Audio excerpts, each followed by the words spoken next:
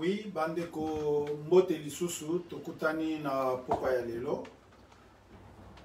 Lokola na pesa ke laka to promesse pona esika oyo milulu to réunion ya ba combattant ekoleka.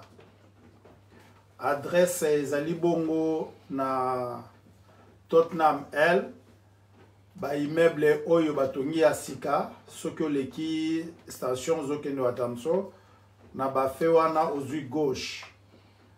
Alors pour na batu oyo ba ebi koto yote ezali N17 9 QU toko koma yango boko landa yango ezali na 1000 Mead Road London N17 9 QU Tottenham L. Alors toko koma yango pona bande ko musubala nango malam. Et puis heure échangé toko bandana 18h pile. Ils ont sur 17h ils ont 18h parce que bato bazalana na 17h ce qui babimi ndebi soto occupé salle. Yami balé ezali ya port ya masque. Ba obligé biso ke mutu nyonso azala na masque. Oyo akozanga to akobosana. Bon, les dispositions seront prises sur place.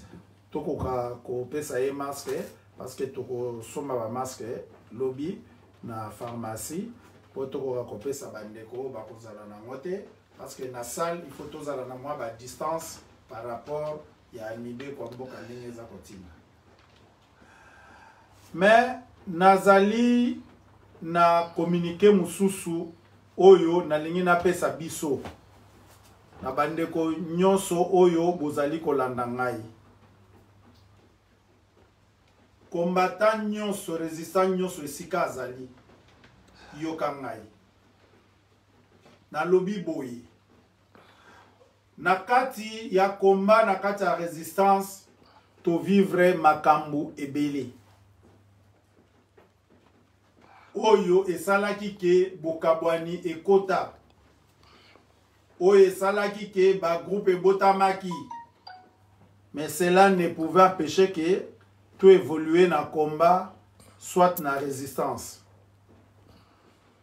Mais, en ce qui concerne réunion à dimanche, ezali pona moei.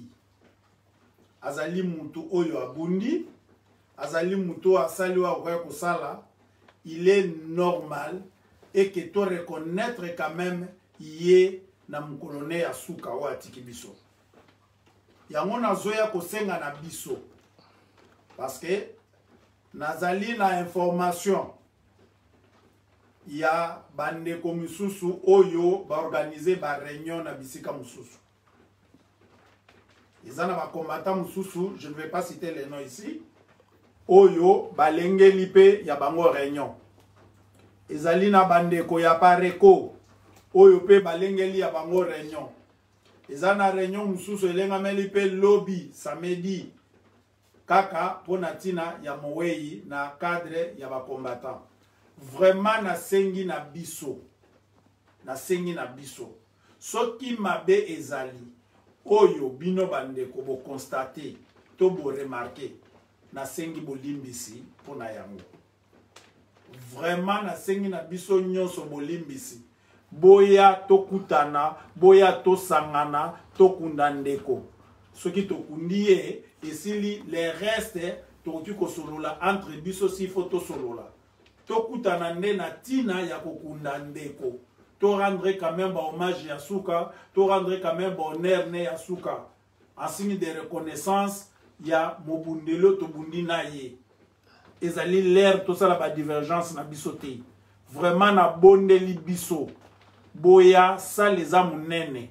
Boya dimanche to sangana biso nyonso to solola to lobali loba moko pona tina ya ndeko o atiki biso. To tika bokabwani, ce n'est pas le moment. O ezali pona muwei. Ezaneti yo mutu tata kufi lokola bosolola kana papa lekite olobino na koya okunda papa te po papa leka kozala wana. Ti boya bandeko to sangana. na sengi bolimbisi na biso nyonso na o nyonso boyokaki na o nyonso bomonaki na o nyonso esalamaki na sengi bolimbisi pona mutu nyonso. Vraiment pardon bandeko boya to rendre quand même ndeko ba honneur po tokunda ye ne liloba na yaki nango lelo po na yebisa na biso to retenir adresse ya mwana ezokomama tokutana na dimanche na 18h. En tout cas le maximum ezali 1h30 à 2h du temps. Donc de 18h à 20h, 20h juste, nous serons obligés ya kokata po il faut bakanga sala. Je vous remercie.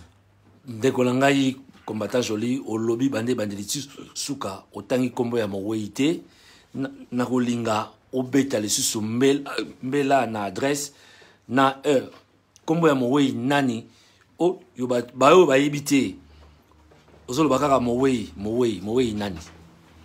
Oui, papa Kento, merci. Mowei o tozolo bela lelo na libota ya ba combattant ezali bongo Dave Inanda o to bengi pasteur Dave ya monde toza ko senga na ba combattant nyonso ba résistant nyonso to sangana esika moko ba divergence to tikana no pembeni ya mona sengeli ya mo bolimbisi po ete tokunda Dave na rana ye ya combattant to rendre ba hommage ya suka nenge to pesa bande ko mususu pona nini yete. Pourquoi il faut toza ya kokabwana na tangu ya likambo boya to sangana esika moko to kunda ndeko le reste to kotretango sima. Donc réunion dimanche à 18h, tous les combattants sont priés de venir assister à cette réunion et qui concerne Boko Solola Nengenini Botala Bobongisa Bokunda ndeko na bino combattant Passer Dev Oyatika Kibiso.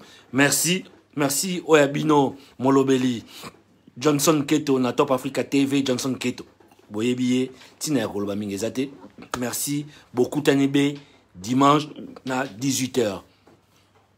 Merci commandant Joly. Merci. Merci beaucoup.